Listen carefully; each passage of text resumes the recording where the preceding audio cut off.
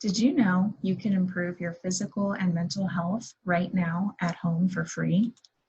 Today, I'd like to inform you how yoga can benefit your mind and body, plus when and where to start your practice. Most people know what yoga means, and if you don't, it's a group of physical, mental, and spiritual practices or disciplines which originated in India. And there is so much good that yoga can bring.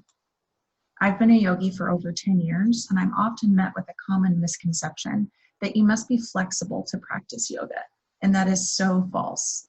It's a come as you are situation. Every fitness level can benefit from practicing, and with continuous practice, yoga has been proven to help with flexibility and balance, heart health, chronic pain, migraines, healthy eating habits, increased strength, and so much more. It would take hours for me to discuss each of these topics, so I'm going to narrow in on 3 benefits. From pumping blood throughout the body to supplying tissues with important nutrients, the health of your heart is an essential component of overall health. One study from 2003 found that participants over 40 who practiced yoga for 5 years had a lower blood pressure and pulse rate than those who didn't. Some research also suggests that incorporating yoga into a healthy lifestyle could slow the progression of heart disease. Chronic pain affects all age groups, from athletic injuries to arthritis. As a former athlete, I've had my fair share of injuries, specifically in my knees. With consistent yoga practice, I can tell you from firsthand experience that it has helped tremendously. In one study, patients with carpal tunnel syndrome either received a wrist splint or did yoga for 8 weeks. And at the end of the study, yoga was found to be more effective in reducing pain and improving grip strength over wrist splinting. Lastly, who has time for migraines? As someone who suffers from migraines almost monthly, this is my favorite benefit of yoga. A 2007 study divided a group of patients with migraines into a yoga therapy group or a self-care group for 3 months. Practicing yoga led to reductions in headache intensity, frequency, and pain compared to the self-care group. Physical benefits usually come to the top of mind when we talk about yoga, but what do you know about the mental health aspect of it?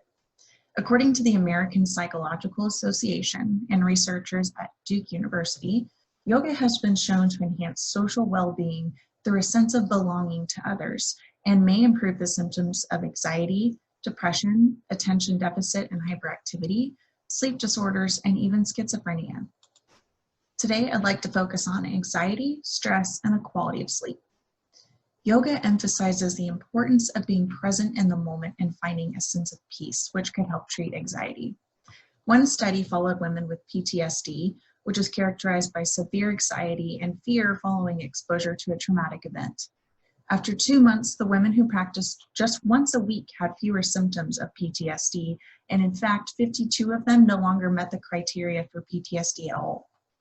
Yoga is well known for its ability to ease stress and promote relaxation. So it shouldn't be a surprise to learn that multiple studies have found that it can decrease the primary stress hormone cortisol. When used alone or along with other treatments, such as meditation, yoga can be a powerful way to keep stress in check. I saved this benefit for last because everything you've heard so far plays a role in your quality of sleep. Yoga has a significant effect on anxiety, depression, chronic pain, and stress, all common contributors to sleep problems. Did you know that yoga has been shown to increase the secretion of melatonin? So next time you're having trouble sleeping, Google the best yoga postures to do before bed, and you can thank me later. With all the uncertainty in the world right now, what better time to get on your mat and look inward? There are so many free or inexpensive online yoga classes and recordings available to us, and I'm happy to share a few with you. My favorite YouTube channel for yoga is called Yoga with Adriene, and she's based in Austin, Texas. I like her style so much because there's something for everybody. If you just went on a run and you feel tight, there's a class for that. If you've never practiced yoga before in your life, there's a class for that. If you're angry, sad, hungry, there's a class for literally everything. The second resource I recommend is called ClassPass. They have a plethora of free yoga classes that narrow in on specific areas of your body. For example, yoga for abs, yoga for arms, yoga for legs. You get the point. Plus, you can filter class by length, allowing you to fit in the right amount of yoga for your busy or not so busy schedule. My last recommendation would normally be my first, and sadly I haven't been to my studio since February. But when the opportunity to practice yoga in a safe and clean space opens again, I encourage you to do so. In-person yoga is so great because you have live teachers there to coach you and encourage you and correct you along the way. I hope you learned something useful about the physical and mental benefits that yoga has to offer, and that I've inspired you to begin your own practice at home. As I say at the end of every class, a sign of gratitude and respect, namaste.